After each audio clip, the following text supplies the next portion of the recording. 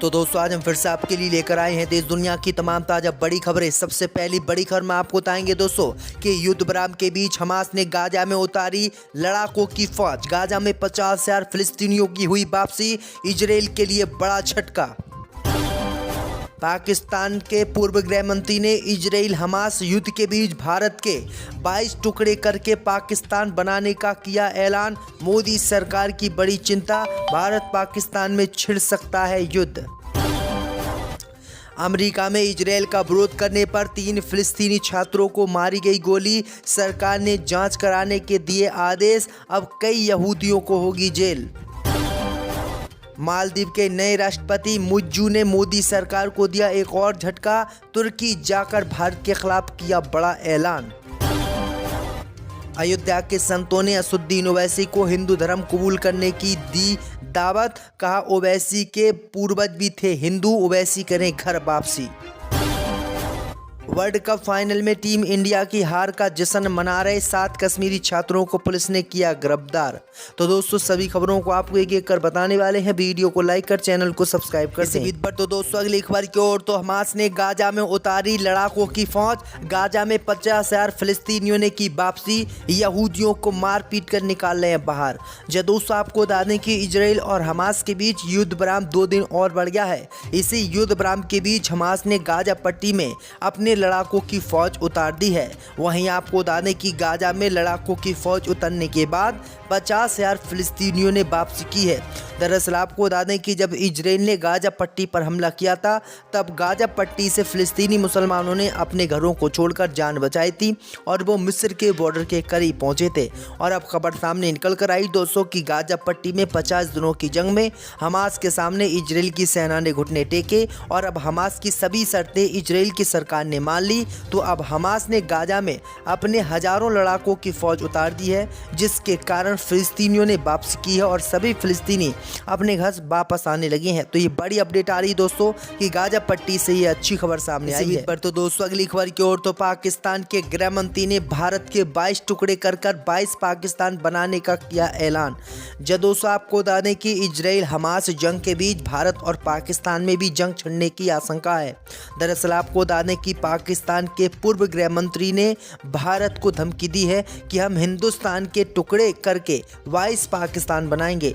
दरअसल आपको बता दें कि पाकिस्तान के पूर्व गृह मंत्री शेख रशीद ने कहा है कि मोदी सरकार भारत में एनआरसी और सीएए को लागू करना चाहती है, जो कि मुसलमानों के खिलाफ है। वहीं आपको बता दें कि उन्होंने कहा कि मुसलमानों को मोदी सरकार भारत में दूसरे दर्जे का नागरिक बनाकर रखना चाहती है। वहीं आपको बता दें कि पाकिस्तान के पूर्व गृह मंत्री ने कहा कि हम ऐसा नहीं होने देंगे, अगर जरूरत पड़ेगी तो हम हिंदुस्तान पर हमला करेंगे और हिंदुस्तान में 22 पाकिस्तान बनाएंगे। इस बीच पर तो दोस्तों अगली खबर की ओर, तो अमेरिका में 3 फिलिस्तीनी छात्रों को मारी गई गोली, सरकार बोली करेंगे जांच। जब दोस्तों आपको बता दें कि अमेरिका में 3 फिलिस्तीनी छात्रों को गोली मार दी गई है, जिसके बाद उन्हें गंभीर हालात में अस्पताल में भर्ती कराया गया। वेस्ट बैंक में स्थित छात्रों के बचपन के स्कूल ने बताया कि अमेरिका के कॉलेजों में पढ़ने वाले 3 फिलिस्तीनी छात्रों को वर्लिंगटन और कारमोट में शनिवार यानी 25 अक्टूबर को गोली मार दी गई है। फिलहाल छात्रों का इलाज चल रहा है। वहीं आपको बता दें कि आगे अमेरिका की सरकार ने इन तीनों छात्रों की जांच कराने की मांग की है। दरअसल आपको बता दें कि ये तीनों छात्र ही इजराइल के खिलाफ बयानबाजी कर रहे थे और फिलिस्तीन का समर्थन कर रहे थे। तो ये बड़ी अपडेट आ रही दोस्तों। इसी बीच पर तो दोस्तों अगली खबर की ओर, तो मालदीव के नए राष्ट्रपति ने तुर्की जाकर भारत को दिया एक और झटका, फंसी मोदी सरकार। जब दोस्तों आपको बता दें कि मालदीव के नए राष्ट्रपति डॉक्टर मोहम्मद मुइज्जू ने पद की शपथ लेने के बाद अपनी पहली विदेश यात्रा के लिए इस्लामिक देश तुर्की को चुना। रविवार को मुइज्जू तुर्की के लिए रवाना हुए। इसी के साथ ही मुइज्जू ने मालदीव की वह परंपरा भी तोड़ दी जिसमें मालदीव का नवनिर्वाचित राष्ट्रपति अपनी पहली विदेश यात्रा में भारत आता था। चीन के समर्थक माने जाने वाले मुइज्जू का बतौर राष्ट्रपति अपनी पहली विदेशी यात्रा पर भारत न आकर तुर्की जाना ये दिखाता है कि भारत को लेकर मालदीव के रुख में कितना बड़ा बदलाव आया है। भारत को लेकर मुइज्जू का रुख बेहद सख्त रहा है। राष्ट्रपति चुनाव प्रचार के दौरान मुइज्जू ने वादा किया था कि वो मालदीव में मौजूदा भारतीय सैनिकों को देश से बाहर भेजेंगे। जीत के बाद भी मुइज्जू ने अपने इस रुख पर कायम है। उनके तेवर थोड़े नरम नहीं पड़े हैं। तो ये बड़ी अपडेट आ रही दोस्तों कि मोदी सरकार को बड़ा झटका मालदीव ने दिया है। इसी बीच पर तो दोस्तों अगली खबर की ओर तो अयोध्या के संतों ने असदुद्दीन ओवैसी को मुसलमान धर्म छोड़ सनातनी बनने की दी चेतावनी, कहा कर लें ओवैसी घर वापसी। जय दोस्तों आपको बता दें कि अयोध्या के संत राजू दास ने असदुद्दीन ओवैसी को मुस्लिम धर्म छोड़कर हिंदू बनने के लिए कहा है। उन्होंने कहा कि पढ़े लिखे होने के बावजूद असदुद्दीन ओवैसी दुर्भाग्यपूर्ण बयान देते हैं। वे सांसद है फिर भी इतनी कट्टरता भरी हुई है।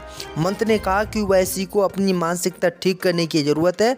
उन्होंने कहा कि ओवैसी के पूर्वज पहले कभी सनातनी थे, घर वापसी असदुद्दीन ओवैसी कर ले तो अच्छा रहेगा। महंत ने मदरसे की शिक्षा पद्धति में बदलाव करने की भी वकालत की है। इसी बीच पर तो दोस्तों अगली खबर की ओर तो वर्ल्ड कप फाइनल में टीम इंडिया की हार का जश्न मना रहे 7 कश्मीरी छात्रों को पुलिस ने किया गिरफ्तार। जब दोस्तों आपको बता दें कि वर्ल्ड कप 2023 के फाइनल में भारत की हार का जश्न मनाने के आरोप में जम्मू कश्मीर के 7 छात्रों को उत्तर प्रदेश पुलिस ने गिरफ्तार किया है। सभी कृषि विश्वविद्यालय के छात्र हैं। उन्हें गैर कानूनी गतिविधि रोकथाम अधिनियम यानी UAPA के तहत गिरफ्तार किया गया है। अधिकारियों ने सोमवार को इसकी जानकारी दी। सभी आरोपी शेरे Kashmiri university of agricultural science के छात्र हैं। अधिकारियों ने कहा कि छात्रों को तब गिरफ्तार किया गया जब पुलिस ने एक गैर स्थानीय छात्र की शिकायत की जांच शुरू की। उसने आरोप लगाया था कि उसके सहयोगियों ने उसे परेशान किया था कि वे ऑस्ट्रेलिया से फाइनल हारने के बाद आपत्तिजनक नारे लगाए। तो ये बड़ी अपडेट आई दोस्तों कि किस तरह से पुलिस अब परेशान कश्मीर के मुसलमानों को भी करने लगी है। सरकार बोली करेंगे जांच। जब दोस्तों आपको बता दें कि अमेरिका में 3 फिलिस्तीनी छात्रों को गोली मार दी गई है, जिसके बाद उन्हें गंभीर हालात में अस्पताल में भर्ती कराया गया। वेस्ट बैंक में स्थित छात्रों के बचपन के स्कूल ने बताया कि अमेरिका के कॉलेजों में पढ़ने वाले 3 फिलिस्तीनी छात्रों को वर्लिंगटन और कारमोट में शनिवार यानी 25 अक्टूबर को गोली मार दी गई है। फिलहाल छात्रों का इलाज चल रहा है। वहीं आपको बता दें कि आगे अमेरिका की सरकार ने इन तीनों छात्रों की जांच कराने की मांग की है। दरअसल आपको बता दें कि ये तीनों छात्र ही इजराइल के खिलाफ बयानबाजी कर रहे थे और फिलिस्तीन का समर्थन कर रहे थे। तो ये बड़ी अपडेट आ रही दोस्तों। इसी बीच पर तो दोस्तों अगली खबर की ओर तो मालदीव के नए राष्ट्रपति ने तुर्की जाकर भारत को दिया एक और झटका, फंसी मोदी सरकार। जब दोस्तों आपको बता दें कि मालदीव के नए राष्ट्रपति डॉक्टर मोहम्मद मुइज्जू ने पद की शपथ लेने के बाद अपनी पहली विदेश यात्रा के लिए इस्लामिक देश तुर्की को चुना। रविवार को मुइज्जू तुर्की के लिए रवाना हुए। इसी के साथ ही मुइज्जू ने मालदीव की वह परंपरा भी तोड़ दी जिसमें मालदीव का नवनिर्वाचित राष्ट्रपति अपनी पहली विदेश यात्रा में भारत आता था। चीन के समर्थक माने जाने वाले मुइज्जू का बतौर राष्ट्रपति अपनी पहली विदेशी यात्रा पर भारत न आकर तुर्की जाना ये दिखाता है कि भारत को लेकर मालदीव के रुख में कितना बड़ा बदलाव आया है। भारत को लेकर मुइज्जू का रुख बेहद सख्त रहा है। राष्ट्रपति चुनाव प्रचार के दौरान मुइज्जू ने वादा किया था कि वो मालदीव में मौजूदा भारतीय सैनिकों को देश से बाहर भेजेंगे। जीत के बाद भी मुइज्जू ने अपने इस रुख पर कायम है। उनके तेवर थोड़े नरम नहीं पड़े हैं। तो ये बड़ी अपडेट आ रही दोस्तों कि मोदी सरकार को बड़ा झटका मालदीव ने दिया है। इसी बीच पर तो दोस्तों अगली खबर की ओर तो अयोध्या के संतों ने असदुद्दीन ओवैसी को मुसलमान धर्म छोड़ सनातनी बनने की दी चेतावनी, कहा कर लें ओवैसी घर वापसी। जय दोस्तों आपको बता दें कि अयोध्या के संत राजू दास ने असदुद्दीन ओवैसी को मुस्लिम धर्म छोड़कर हिंदू बनने के लिए कहा है। उन्होंने कहा कि पढ़े लिखे होने के बावजूद असदुद्दीन ओवैसी दुर्भाग्यपूर्ण बयान देते हैं। वे सांसद है फिर भी इतनी कट्टरता भरी हुई है। मंत्री ने कहा कि ओवैसी को अपनी मानसिकता ठीक करने की जरूरत है। उन्होंने कहा कि ओवैसी के पूर्वज पहले कभी सनातनी थे, घर वापसी असदुद्दीन ओवैसी कर ले तो अच्छा रहेगा।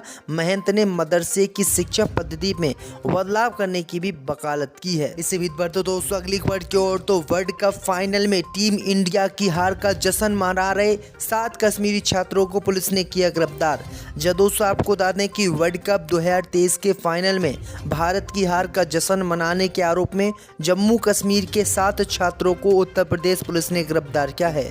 सभी कृषि विश्वविद्यालय के छात्र हैं। उन्हें गैर कानूनी गतिविधि रोकथाम अधिनियम यानी यूएपीए के तहत गिरफ्तार किया गया है।